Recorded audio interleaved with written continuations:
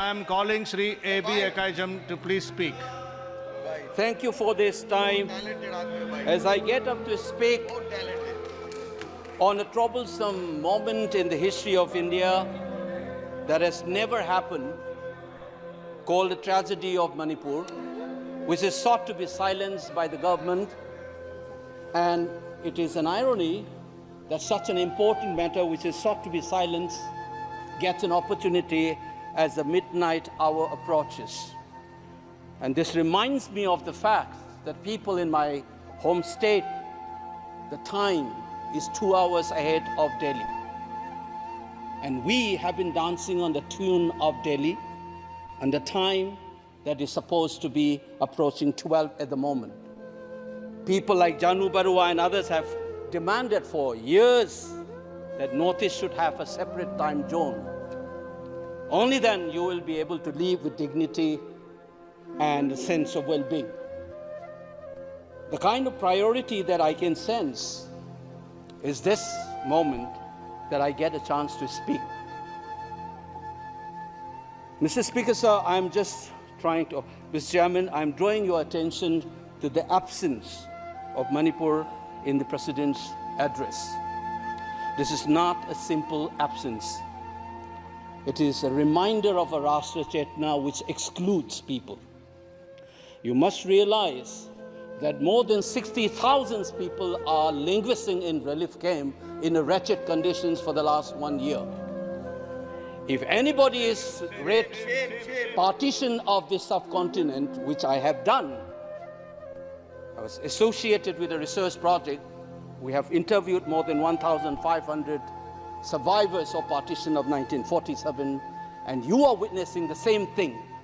People are living in wretched conditions that I cannot even mention here. 60,000 people homeless is not a joke. 200 plus people died. And there has been a civil war-like situations where people are armed to the teeth and roaming around and fighting each other, defending their villages. And the Indian state is a mute spectator to this tragedy for 1 year. I must remind this House that each and every square centimeter of Manipur is covered by a central armed forces. It is one of the most militarized areas in this country where you have more armed policemen than the civil police, besides the armed forces of the Union. Despite this, how is that 60,000 people were rendered homeless and villages in thousands were destroyed? And yet, our Prime Minister remained mute, not even a word.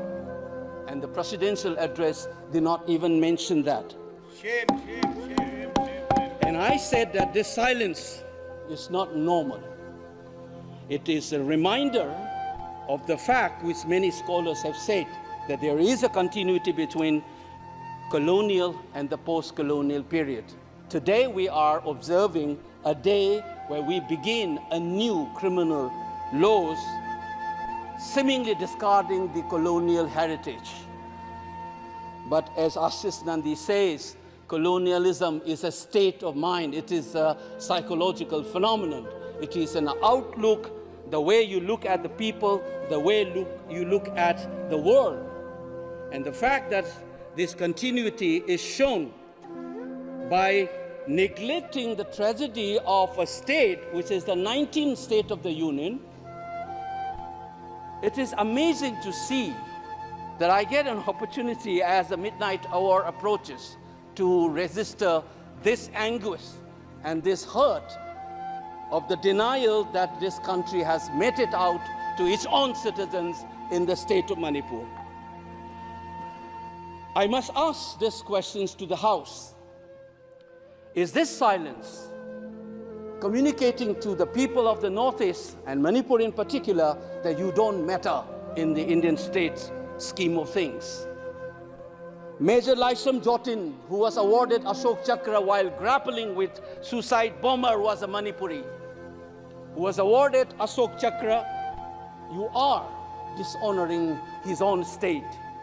Major Ngangom Joy Datta, who was awarded Veer Chakra while fighting for this country and doing his duty as a part of the peacekeeping force in Sri Lanka in 1987.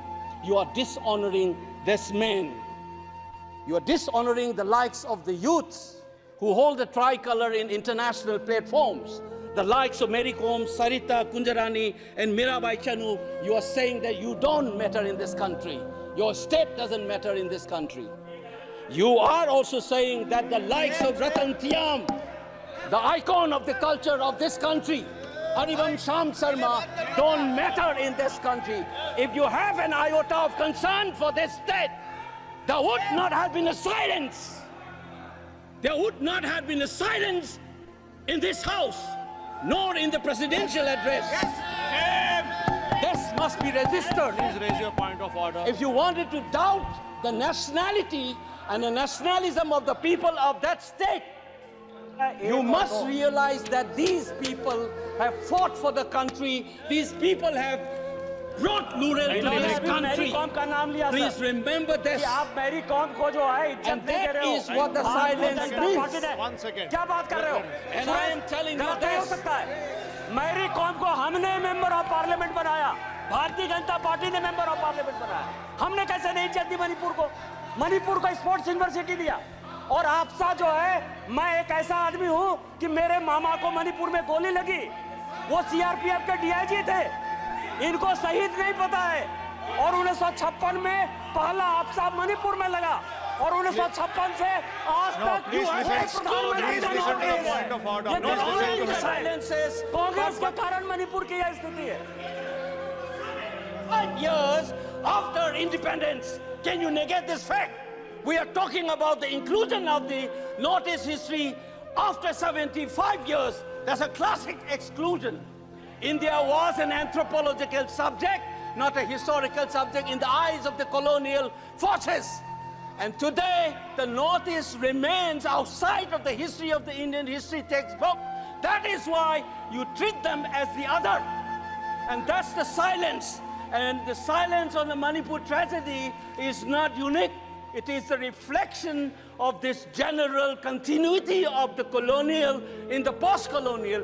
It is sad to see a nationalist party like the BJP will feel comfortable with this silence on the tragedy of Manipur.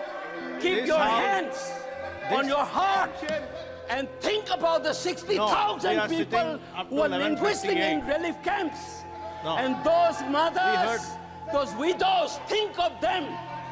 And then you talk about nationalism. Point is made. He made Only his point. then we will understand what this tragedy means. And Mr. Chairman, the hurt, the anger has thrown a nobody like me to be part of this temple of democracy. Beating the BJP cabinet minister, think about the pain. If you hear an anxiety, anguish, and a pain in my voice, please go back and see those things.